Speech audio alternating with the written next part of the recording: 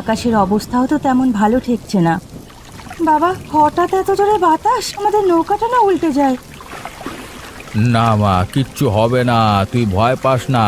চোখ বন্ধ করে আমাকে শক্ত করে জড়িয়ে ধর, তোরা দুজন আমার হাত ছাড়বি না।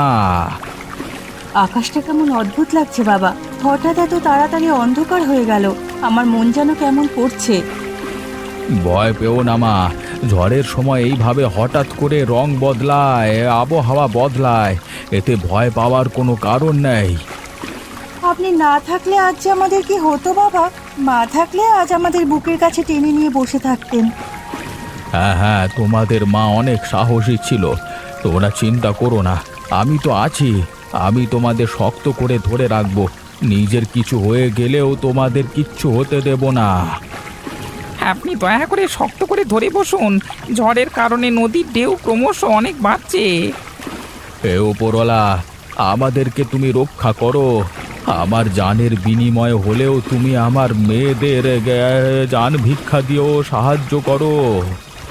বাবা, ঝড় আরো বেড়েছে, এখন আমরা কি করব? আমাদের কি হবে? কেমন থাকবো বল তপন, পা ভেঙে যাবার পর থেকে বিছানায় পড়ে আছি, নিজে নিজে ঠিক করে কিছুই করতে পারছি না। নিজের কাজ করবার জন্য অন্যের সাহায্য নিতে হচ্ছে, মনে হচ্ছে অন্যের দয়ার উপর বেঁচে আছি। দূর পাগল, এভাবে মন খারাপ করিস না, একদিন না একদিন আবার সব ঠিক হয়ে যাবে। এত বড় দুর্ঘটনার পরেও তুই আমাদের মাঝে আছিস, সেটাই আমাদের সৌভাগ্য। কিভাবে ভাই, ডাক্তার তো বলেই দিয়েছে আমি এ পা নিয়ে হাঁটতে পারবো না, আয় রোজগার সংসার কে চালাবে? দেখ শোন, তুই এখন একটু ধৈর্য ধর, সুস্থ হয়ে নে, তারপর আমরা সবাই মিলে কোনো না কোনো ব্যবস্থা করে নেব। তুই সুস্থ না হওয়া পর্যন্ত কথা দিচ্ছি, তোর সংসারের দায়িত্ব আমার। এই বিপদের সময় কাউকে পাশে পাবো আমি কখনো ভাবিনি। তুই আমার জীবনে ওপরওয়ালার দেওয়া সবচেয়ে সেরা পুরস্কার রে। তুই আমার ছোটবেলার বন্ধু, আমি তোর বিপদে পাশে না দাঁড়ালে কে দাঁড়াবে? তুই কোনো চিন্তা করিস না, আমি আছি, সব সামলে নেব।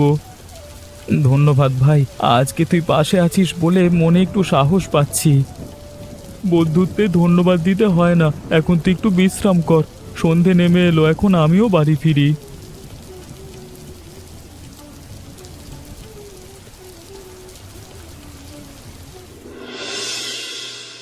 আজ আমি খুব খুশি, এতদিন পর দুই পরিবারের সকলে আমাদের সম্পর্ক মেনে নিয়েছে। আমার এখনো বিশ্বাসই হচ্ছে না যে কিছুদিন পর আমাদের বিয়ে। হ্যাঁ, তোমার পরিবার তো কিছুতেই রাজি হচ্ছিল না, হঠাৎ কি এমন হলো যে রাজি হয়ে গেল এটাই তো বুঝলাম না। বাবা যদি ঠিক সময় ভয় না দেখাতো তাহলে এখনো তারা রাজি হতো না। আচ্ছা যাই হোক, এবার বলো, এত বড় বিয়ে গ্রামের কাকে কাকে আমন্ত্রণ দেবে? সবাই তো আমাদের পরিচিত, তাহলে তো সবাইকে দিতে হবে। অবশ্যই, বিশেষ করে এই কৃষ্ণপাড়া আর এই শিল্পাপাড়ার লোকেরা, জমিদার বাড়ির বিয়ে বলে কথা। তাই তো ভাবছিলাম, জয়া দিদি আর রেখা দিদির কথা, ওরাও তো ছোটবেলা থেকে। কি বললে? জয়া আর রেখা? ওদের আমন্ত্রণ করব না। ওমা, এ আবার কেমন কথা? পুরো গ্রামের মানুষদের দাওয়াত দেবে, তাদের দেবে না? আরে এসব অলক্ষী মেয়েদের দাওয়াত দেব? ছোটবেলায় নিজের মাকে খেয়েছে, বড় হয়ে বাবাকে খেয়েছে, এমন না হোক আবার আমার বিয়েতে এসে আমার কোনো অঘটন ঘটায়। এমন করে বলছো কেন? তারা তো ইচ্ছে করে তাদের বাবা মায়ের ক্ষতি করেনি। তাদের মা মারা গিয়েছে জন্ডিসে, আর বাবা নদীতে ডুবে, এখানে তাদের তো কোনো দোষ নেই। তুমি যাই বলো না কেন, আমি তাদের কোনোভাবেই আমন্ত্রণ করব না। আর আর তোমার মুখ থেকে যেন কোনোদিন তাদের কথা তাদের কথা বলতে না শুনি। ঠিক আছে, যেমন তুমি চাও। কেমন আছো হরিকান্ত বাবু? এই যে ভালোই আছি বাবা, তা বহুদিন পর তোমাকে দেখলাম, কেমন আছো তুমি? আমি ভালোই আছি বাবু, কিন্তু তুমি এমন বৃষ্টির দিনে একা একা বসে আকাশের দিকে তাকিয়ে কি দেখছো বলো তো? বুঝবি না রে তপন, বুঝবি না, এখনো তুই জোয়ান, জীবনে অনেক কিছুই দেখা বাকি। যখন বয়স হবে তখন বুঝবি, এই আকাশও যে কত কথা বলে, কত পুরনো স্মৃতি ফিরিয়ে আনে। তাই নাকি কাকু? আমি তো ভেবেছিলাম তুমি হয়তো কারোর কথা মনে করে তার জন্য কবিতার ভাব ধরছো। কবিতা নয় রে, বাস্তব। এ আকাশের নিচেই তো জীবন কেটে গেল, এখন বসে বসে ভাবি কত লোক এলো, কতজন চলেও গেল। আবার তুমি কি নতুন কাকিমা আনবার কথা ভাবছো নাকি? অবশ্য তুমি বুড়ো হয়ে গিয়ে এখন চাইলেও নতুন কাকিমা আনতে পারবে না। আমি বুড়ো? আরে এখনো তো 50 রে মাত্র, চাইলে এখনো দুটো বিয়ে করে ফেলতে পারি। তুমি যদি বিয়ে করতে থাকো তাহলে তো আমাদের কপালে কোনো মেয়ে জুটবেই না। সে তো হতেই পারে। থাক, কথা চিন্তা করে না হয় বিয়ের বুদ্ধি বাদই দিলাম। তবে এখন আর মন চায় না এই আকাশের নিচে বসে থাকা, এটাই এখন আমার শান্তি। হ্যাঁ হ্যাঁ, তাহলে এখন আমার জন্য মেয়ে খুঁজে দাও, বয়স তো হচ্ছে বিয়ের। ঠিক আছে, তোর বাড়িতে তোর বাবার কাছে না হয় খবর পাঠাচ্ছি, বলবো আপনার ছেলের নাকি বিয়ে করবার শখ জেগেছে, তাকে দ্রুত বিয়ে দিয়ে দিন। আরে কাকু না, আমি মজা করছিলাম, তুমি তো দেখছি সত্যি সত্যি ধরে নিলে। আরে বোকা ছেলে, আমিও মজাই করছি।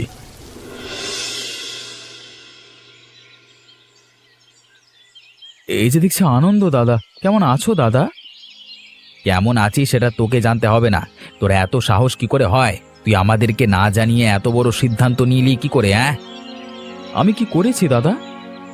তোর এত বড় আস্পর্ধা! তুই আমাদের না বলে কোন সাহসে এখানে চায়ের দোকান দিয়েছিস? এলাকায় কিছু করবার আগে যে জমিদারের অনুমতি লাগে সেটা কি তুই ভুলে গেছিস? দাদা তুমি তো জানো, কিছুদিন আগে সড়ক দুর্ঘটনায় আমার এক পা পঙ্গু হয়ে যায়। তারপর থেকে সংসারে আয় রোজগার বন্ধ হয়ে যায়। এখন চায়ের দোকান দেওয়া ছাড়া আমার তো কোনো উপায় ছিল না। উপায় ছিল কি না সেটা তুই জানিস, কিন্তু গ্রামের নিয়ম জানিস না। গ্রামের কোনো দোকান দেওয়ার আগে আমার বাবার অনুমতি নিতে হয় রে। দোকান খুললে আমাদের চাঁদা দিতে হয়, সম্মান করতে হয়, কিন্তু তুই তো আমাদের বলবার প্রয়োজন মনে করিস না। চাঁদা দেওয়ার মতো অবস্থা আমার নেই দাদা, সংসার চলে না। হাতের কাছে যা ছিল তাই দিয়ে চায়ের দোকান দিলাম, কারোর ক্ষতি তো করিনি। আর এই গ্রাম তো আমারও, আমাদের সবার, তাহলে দোকান দেওয়ার জন্য অনুমতি কেন নিতে হবে? যত বড় মুখ নয় তত বড় কথা। তোর এত বড় সাহস, তুই আমার উপর কথা বলছিস? দাঁড়া, তোকে দেখাচ্ছি মজা। দাদা দয়া করো, তুমি এমনটা করো না। এটা আমার শেষ সম্বল। এই দোকান ছেড়ে কোনোভাবেই আমি আমার সংসার চালাতে পারবো না। আমার বউ বাচ্চা না খেয়ে দেবে, মরে যাবে দাদা।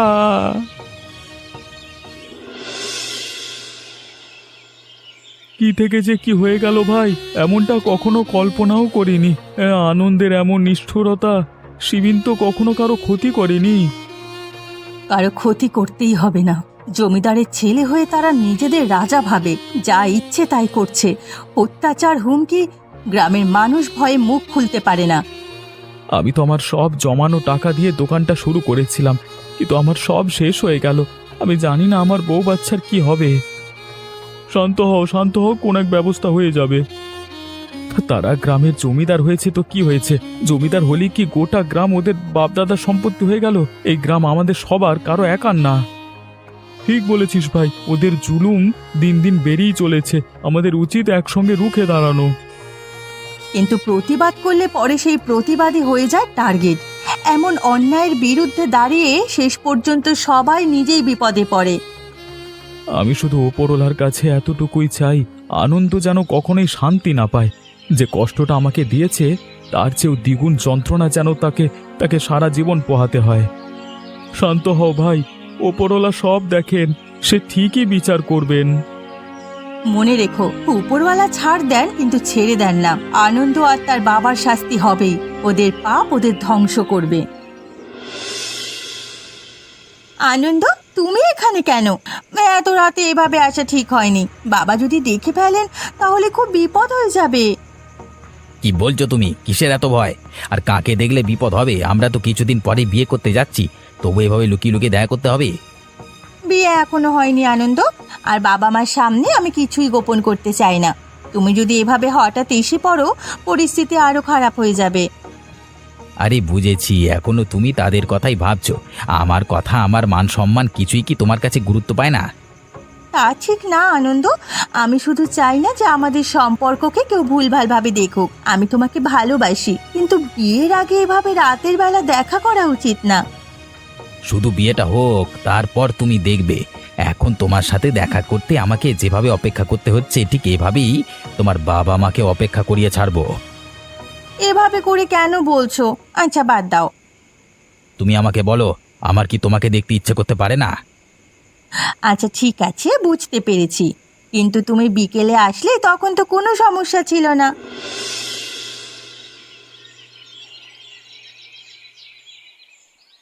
দেখ জয়া, কে আসলো আমাদের বাড়ির আঙিনায়। তোমাদের বাড়িতে আসলে মনটা কেমন যেন ভার হয়ে যায় মা। 5টা বছর হয়ে গেল, তবুও যেন কালকের মতো মনে হয় সেই খবরটা শুনেছিলাম। তোমা, কেমন আছো তুমি? এই তো কাকু, বাঁচার মতো বাঁচছি। কষ্ট কম কিসে, বাবার পর যেন সব এলোমেলো হয়ে গেল। প্রতিদিন মনে হয় বাবা হঠাৎ দরজার সামনে এসে ডাক দেবে। জানো মা, সেদিনের কথা এখনো স্পষ্ট মনে পড়ে। সেই নৌকাডুবির ঘটনা শুধু তোমাদের পরিবার কি না, পুরো গ্রামকেই কাঁদিয়েছিল।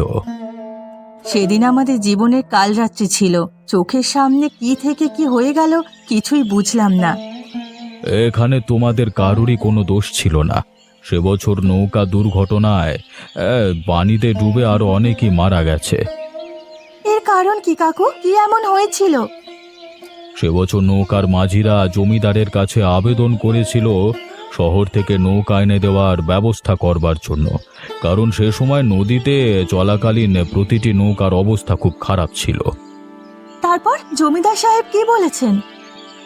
জমিদার তাদের আবেদন বাতিল করে দেন এবং শহর থেকে নৌকা আনবার সমস্ত ব্যবস্থা বন্ধ করে দেন। তারপর কিছু মাঝিদের মারধর করে। আমরা তো ভেবেছিলাম প্রাকৃতিক দুর্যোগের কারণে আমরা আমাদের বাবাকে হারিয়েছি, কিন্তু এখন তো দেখছি আমাদের বাবার মৃত্যুর জন্য কোনো না কোনোভাবে জমিদার মশাই দায়ী আছেন। কিন্তু তাতে আমাদের কিছু করবার নেই। তার বিরুদ্ধে কেউই কোনো আওয়াজ তুলছে না, কারণ সবাই তাকে ভয় পায়।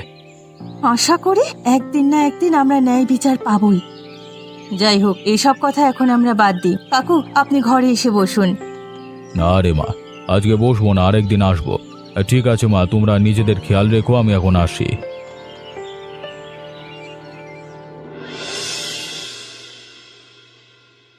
অমৃতা, আজকে আমাদের বিয়ের 1 বছর পূর্ণ হলো।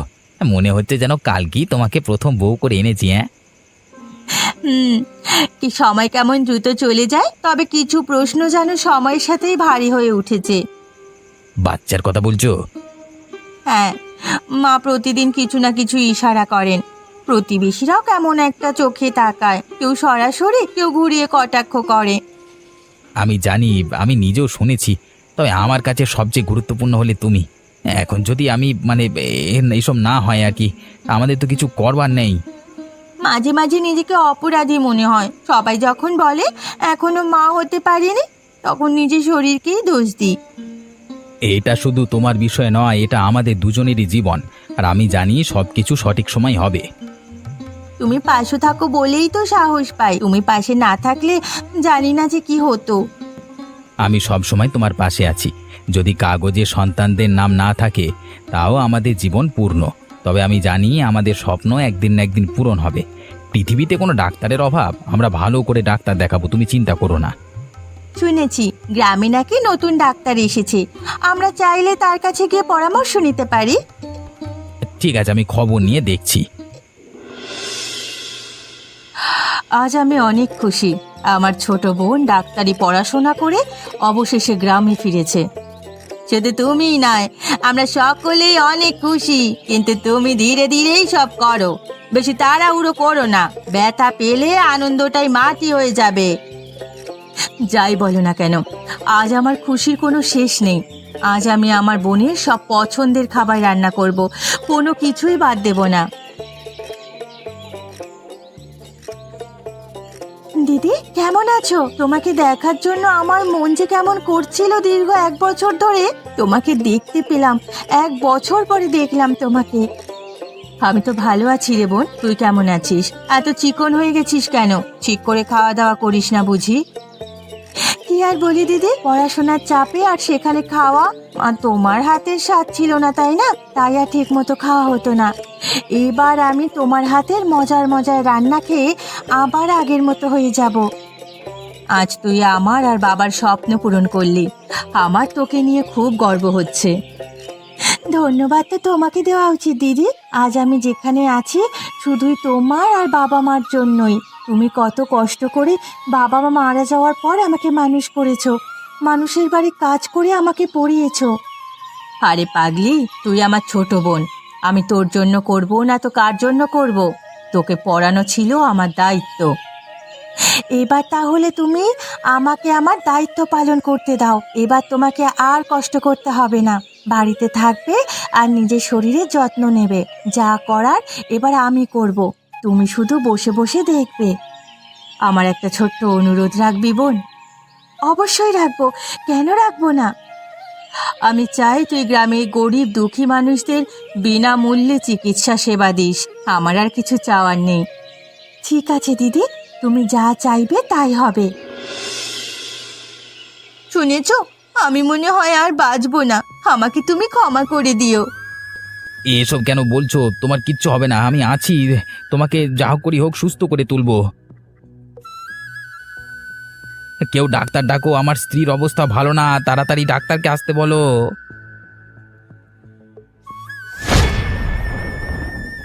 ডাক্তার সাহেবা, যে করি হোক আমাদের স্ত্রীকে আপনি বাঁচান। আপনাদের যা লাগে আমি আপনাকে দেব, টাকা পয়সার কোনো চিন্তা করবেন না। আমি আমার সর্বস্ব দিয়ে চেষ্টা করব, আশা করছি ঠিক হয়ে যাবে। আমি আপনার দুটো পায়ে পড়ি, আপনি আমার স্ত্রীকে বাঁচান। আপনার স্ত্রী এখন সুস্থ আছেন, চাইলে গিয়ে দেখা করে আসুন। আর একটা কথা মনে রাখবেন, টাকা সব কিছু নয়। টাকা দিয়ে আপনি কারো জীবন কিনতে পারবেন না। দেখছো আনন্দ, আমাদের বিয়েতে তুমি পুরো গ্রামকে দাওয়াত করলেও যাদের অলক্ষ্মী বলে দাওয়াত করনি, আজ সেই আমার প্রাণ বাঁচালো। আমি নিজের ভুল বুঝতে পেরেছি। তুমি সুস্থ হয়ে নাও, তারপর আমরা দুজন মিলে তাদের বাড়ি যাব এবং আমি তাদের কাছে ক্ষমা চাইব। কেমন আছেন আনন্দমশাই? দারোগা সাহেব, আপনি এখানে? আমাকে এখানে দেখে চমকে গেলেন নাকি? আপনাকে আমাদের সাথে যেতে হবে তো। আমি কি করেছি? আমাকে কেন আপনাদের সাথে যেতে হবে? কথায় আছে না, বাবার কুকর্মের ফল তার সন্তানেরা ভোগ করে। আপনার বাবা মরে গেছে 6 মাস হলো, কিন্তু তার করা সকল অপকর্মের একমাত্র সাক্ষী আপনি। আর আমাদের সন্দেহ আপনি আপনার বাবার পথ ধরেই চলছেন। কোনো প্রমাণ ছাড়া আপনি আমাকে নিয়ে যেতে পারেন না। কি হয়েছে দারোগা সাহেব, আপনি ওনাকে নিয়ে যাচ্ছেন কেন? কারণ আমাদের সন্দেহ তিনি তার বাবার রেখে যাওয়া সকল অবৈধ ব্যবসা চালিয়ে যাচ্ছেন। আপনাদের কাছে কি এমন কোনো প্রমাণ আছে যে আনন্দ এসব কারবার চালাচ্ছে? আমাদের কাছে কোনো প্রমাণ নেই, কিন্তু সন্দেহের ভিত্তিতে আমরা তাকে নিয়ে যাচ্ছি। কিন্তু সন্দেহর ভিত্তিতে তো আমরা তাকে নিয়ে যেতে দেব না। বাবা খারাপ করেছে বলে যে ছেলেকেও খারাপ করতে হবে তা কিন্তু নয়। আপনারা সবাই জানেন জমিদার সাহেব কত অপকর্ম করেছে। মানুষের উপর অত্যাচার থেকে শুরু করে মাদকের ব্যবসা থেকে শুরু করে সকল ধরনের অপকর্মে তিনি জড়িত। কিন্তু এটার কোনো নিয়ম নেই। বাবার কুকর্মের শাস্তি আপনারা সন্তানকে দিতে পারবেন না। যে দোষ করেছে শাস্তি তারই প্রাপ্য। ঠিক আছে, এবারের মতো না হয় ছেড়ে দিলাম, কিন্তু যদি কখনো প্রমাণ পাই সেও এসব অপকর্মের সাথে জড়িত, তাহলে তার কপালে খুব খারাপ কিছু আছে। ধন্যবাদ তোমাদের দুজনকে। তোমরা তোমরা সাথে না থাকলে আজকে আমি জেলে থাকতাম। ধন্যবাদ দেওয়ার কিছু নেই। আপনার জায়গায় যদি অন্য কেউ হতো তাহলে আমরা এভাবেই সাহায্য করতাম, কারণ মানুষ মানুষের জন্য। দিদি, আমার হাসপাতালে যাওয়ার সময় হয়েছে, আমি তাহলে গেলাম। সাবধানে যাস বোন, নিজের খেয়াল রাখিস। আর কোনো বিপদ হলে আমাকে খবর পাঠাস। দেখো দেখো কে এসেছে, কি করে আসা হলো এই গরিবের বাড়িতে। কেমন আছো রেখা ও জয়াদি? কতদিন পর যে তোমাদের দেখলাম। উপরওয়ালার কৃপায় ভালোই আছি, তুমি কেমন আছো? এখন তোমার শরীরের কি অবস্থা? আমিও ভালো আছি তোমাদের করুণায়। জয়া না থাকলে হয়তো আজ আমিও পৃথিবীতে বেঁচে থাকতাম না। এভাবে কেন বলছো অমৃতাদি? রোগীকে চিকিৎসা দেওয়া তো আমার দায়িত্ব। আমি জানি এটা তোমার দায়িত্ব, কিন্তু আমার এত দুর্ব্যবহারের পরেও তুমি আমার স্ত্রীকে বাঁচিয়েছো, তাই আমি তোমার প্রতি কৃতজ্ঞ। কৃতজ্ঞতার কিছু নেই দাদা। অবশ্যই আছে। আমার স্ত্রীকে তোমরা বাঁচিয়েছো, তারপর আমাকে পুলিশের মিথ্যা মামলার হাত থেকে রক্ষা করেছো। আমার তো তোমাদের পায়ে পড়ে মাপ চাওয়া উচিত।